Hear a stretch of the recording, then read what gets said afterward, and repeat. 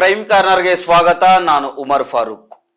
ಕೇವಲ 58 ದಿನದ ಹಿಂದೆ ಮದುವೆಯಾಗಿದ್ದ ಮಹಿಳೆ ಸೂಸೈಡ್ಗೆ ಟ್ರೈ ಮಾಡಿ ಹಾಸ್ಪಿಟಲ್ಗೆ ಅಡ್ಮಿಟ್ ಆಗ್ತಾರೆ. ಚಿಕಿತ್ಸೆ ಫಲಕಾರಿ ಆಗೋದಿಲ್ಲ, ಆಸ್ಪತ್ರೆಯಲ್ಲೇ ಸಾವನ್ನಪ್ತಾರೆ. ಮಹಿಳೆಯ ಹೆಸರು ಬಂದು ಗಾನವಿ ಅಂತ.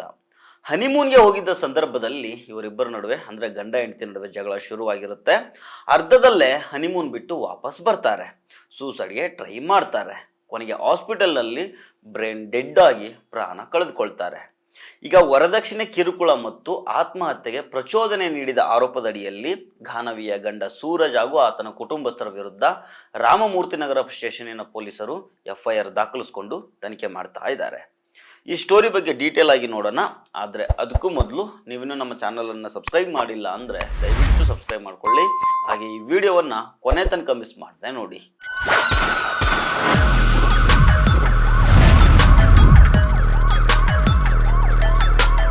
ಬೆಂಗಳೂರಿನಲ್ಲಿ ಸೂಸೈಡ್ಗೆ ಟ್ರೈ ಮಾಡಿದ್ದ ಗಾನವಿ ಚಿಕಿತ್ಸೆ ಫಲಕಾರಿಯಾಗದೆ ಪ್ರೈವೇಟ್ ಹಾಸ್ಪಿಟಲ್ನಲ್ಲಿ ಸಾವನ್ನಪ್ಪಿದ್ದಾರೆ. ಈ ಗಾನವಿ ಕೇವಲ 58 ದಿನಗಳ ಹಿಂದೆ ಸೂರಜ್ ಅನ್ನೋರನ್ನ ಮದುವೆ ಆಗಿರ್ತಾರೆ. ಮದುವೆಯಾದ ಕೆಲವೇ ದಿನಗಳಲ್ಲಿ ಜಗಳ ಸ್ಟಾರ್ಟ್ ಆಗಿತ್ತು ಅಂತ ಹೇಳಲಾಗ್ತಾ ಇದೆ. ಇದೇ ಕಾರಣಕ್ಕೆ ಹನಿಮೂನ್ಗೆ ಹೋಗಿದ್ದ ದಂಪತಿ ಅರ್ಧದಲ್ಲೇ ವಾಪಸ್ ಬಂದಿದ್ರು ಅಂತ ತಿಳಿದು ಬಂದಿದೆ. ಗಂಡ ಹೆಂಡತಿ ನಡುವೆ ಜಗಳ ಜಾಸ್ತಿ ಆಗಿದ್ರಿಂದ ಗಾನವಿಯನ್ನ ಆಕೆಯ ಪೋಷಕರು ಮನೆಗೆ ಕರ್ಕೊಂಡು ಬಂದಿರ್ತಾರೆ. ರಾಮಮೂರ್ತಿ ನಗರದ ಬಿ ಚನ್ನಸಂದ್ರದಲ್ಲಿರೋ ಪೋಷಕರ ನಿವಾಸದಲ್ಲೇ ಗಾನವಿ ವಾಸ ಆಗಿರ್ತಾರೆ. ಈ ಸಂದರ್ಭದಲ್ಲಿ ಮಾನಸಿಕ ಒತ್ತಡದಿಂದ ಗಾನವಿ ಬಳಲ್ತಾ ಇದ್ರಂತೆ. ಇದು ಈಗ ಪೊಲೀಸ್ ತನಿಖೆಯಲ್ಲಿ ಬಹಿರಂಗಗೊಂಡಿದೆ.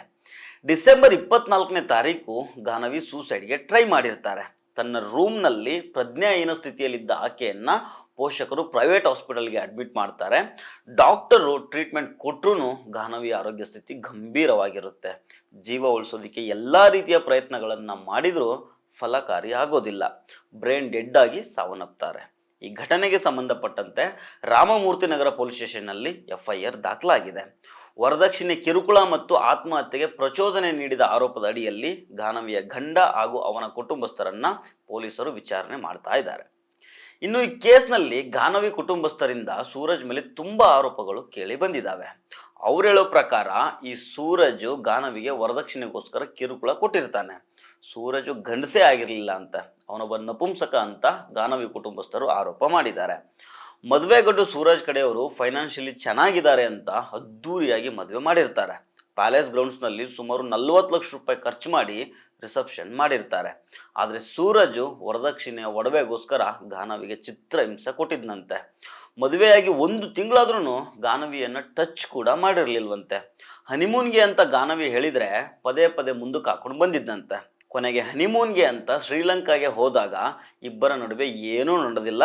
ಅಲ್ಲೂ ಜಗಳ ಆಗಿ ಅರ್ಧದಲ್ಲೇ ವಾಪಸ್ ಬಂದಿದ್ದಾರಂತೆ. 10 ದಿನಗಳ ಕಾಲ ಹನಿಮೂನ್ಗೆ ಅಂತ ಹೋದವರು 5ನೇ ದಿನಕ್ಕೆ ವಾಪಸ್ ಬಂದಿರ್ತಾರೆ. ಯಾಕೆ ಅಂತ ಗಾನವಿ ಮನೆಯವರು ಕೇಳಿದಾಗ ಏನೂ ಹೇಳಿರೋದಿಲ್ಲ. ನಿಮ್ಮ ಮಗಳನ್ನ ನಿಮ್ಮ ಮನೆಗೆ ಕರ್ಕೊಂಡೋಗಿ ಅಂತ ಸೂರಜ್ ಕೂಗಾಡಿರ್ತಾನೆ. ಆಗ ಗಾನವಿ ಸೂರಜ್ ಕಾಲಿಗೆ ಬಿದ್ದು ರಿಕ್ವೆಸ್ಟ್ ಮಾಡ್ಕೊಂಡಿರ್ತಾಳೆ, ಮನೆಗೆ ಕಳಿಸ್ಬೇಡ, ಮರ್ಯಾದೆ ಹೋಗುತ್ತೆ, ಎಷ್ಟೇ ಕಷ್ಟ ಬಂದರೂ ನಾನು ಇಲ್ಲೇ ಸಹಿಸ್ಕೊಂಡಿರ್ತೀನಿ ಅಂತ ಗಾನವಿ ಗೋಳಾಡಿರ್ತಾಳೆ. ಆದರೂ ಸೂರಜ್ ಮನಸ್ಸು ಕರಗಿರೋದಿಲ್ಲ. ತನ್ನ ಹೆಂಡತಿಯನ್ನ ತವ್ರ ಮನೆಗೆ ಕಳಿಸ್ಬಿಡ್ತಾನೆ. ಅಲ್ಲಿ ಹೋದ್ಮೇಲೆ ಗಾನವಿ ಸೂಸೈಡ್ಗೆ ಟ್ರೈ ಮಾಡ್ತಾಳೆ. ಇಮ್ಮಿಡಿಯೇಟ್ ಆಗಿ ಹಾಸ್ಪಿಟಲ್ಗೆ ಅಡ್ಮಿಟ್ ಮಾಡ್ತಾರೆ. ಚಿಕಿತ್ಸೆ ಫಲಕಾರಿಯಾಗೋದಿಲ್ಲ. ಗಾನವಿ ತನ್ನದಲ್ಲದ ತಪ್ಪಿಗೆ ತನ್ನ ಪ್ರಾಣವನ್ನ ಕಳೆದುಕೊಂಡಿದ್ದಾಳೆ. ಸೊ ಫ್ರೆಂಡ್ಸ್, ಇದು ಇವತ್ತಿನ ಕ್ರೈಮ್ ಕಾರ್ನರ್. ಮತ್ತೆ ಭೇಟಿ ಆಗ್ತಿರೋಣ. ನಮಸ್ಕಾರ.